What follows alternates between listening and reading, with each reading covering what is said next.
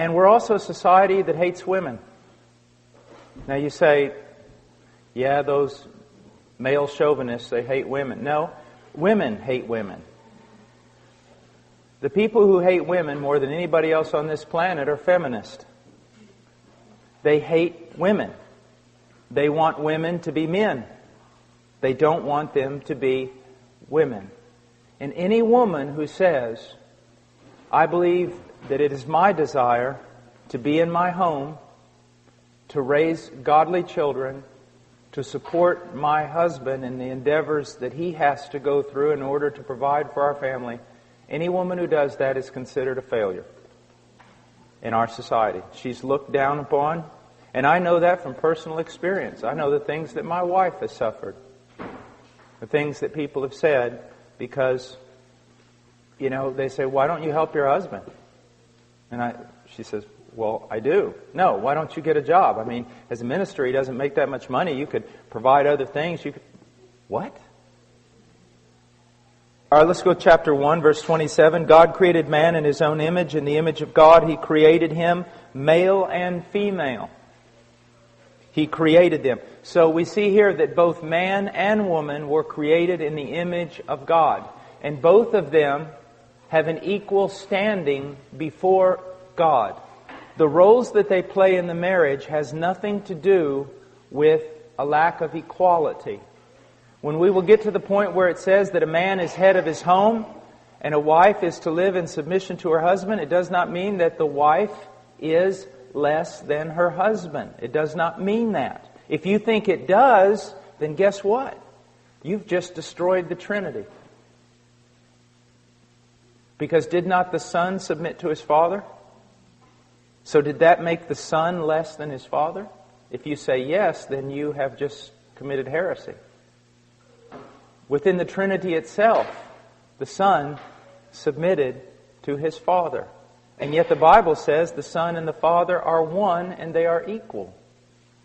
So my wife and I, we are one and we are equal. We function in different roles. Okay?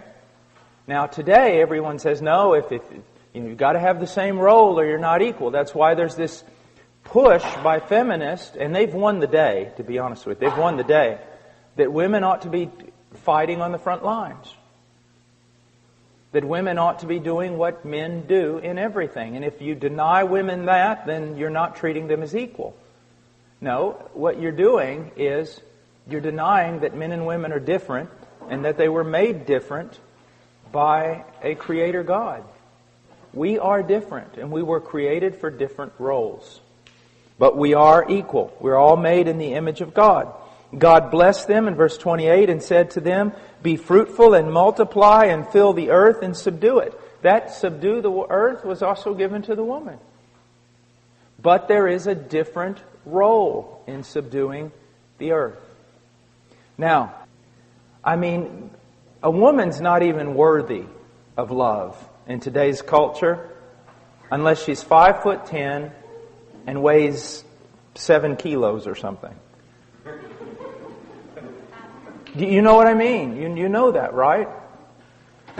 We say she's not even worthy of this kind of stuff.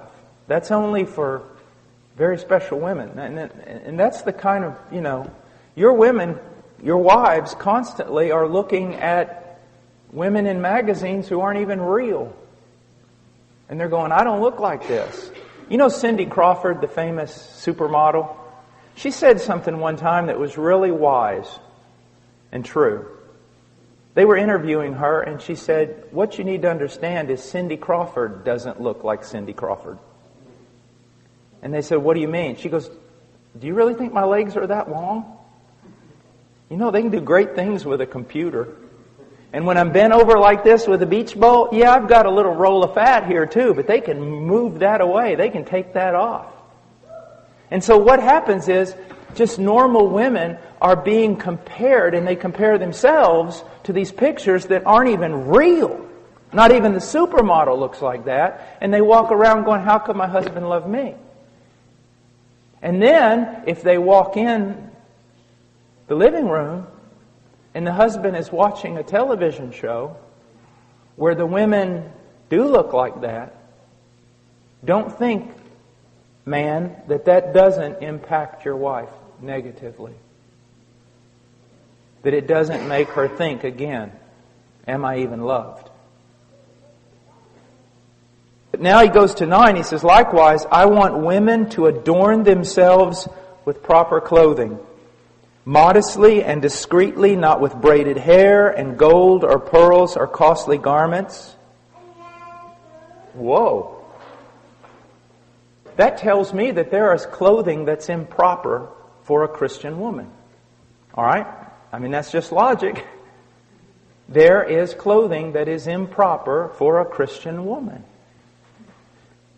Now, he says, the clothing must be modest. Modest. This is very important. It's literally proper clothing with modesty is the way it goes in the original text. So, with modesty. My wife has a really good thing that she says, and she goes, if your clothing is a frame for your face, from which the glory of God is to shine, it's proper. If it draws attention to your face. If your clothing draws attention to your body, to outline it, to make it noticed, then it's sensual. It's sensual. What you're doing is wrong. Now, I want to step off for just a second. Women, you need to understand something. Men are not as dumb as you think they are. My wife and I have a friend in Illinois, and she's a very pretty lady. Very pretty. And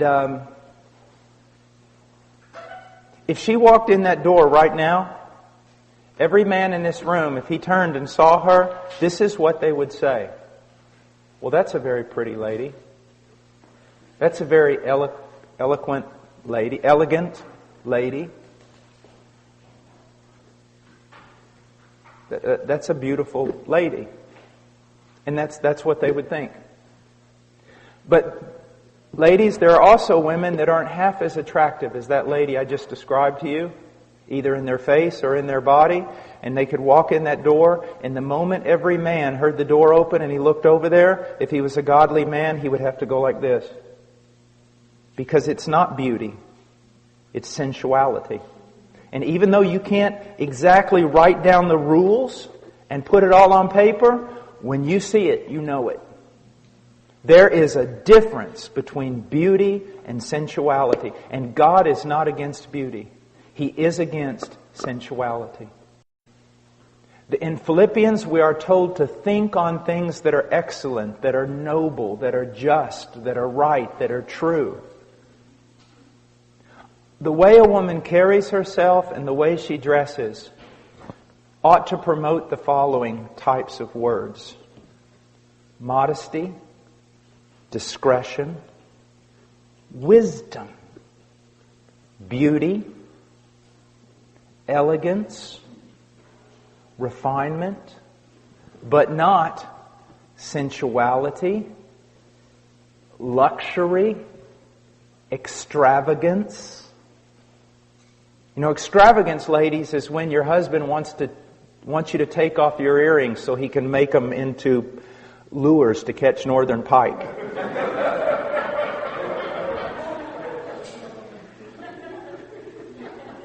Now, ladies, this is, I've been giving your husbands a lot of tasks. Let me give you one.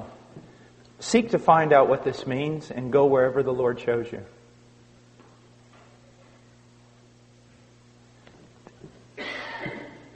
There is nothing more attractive than a woman who has this look of wisdom and discretion and nobility and simplicity.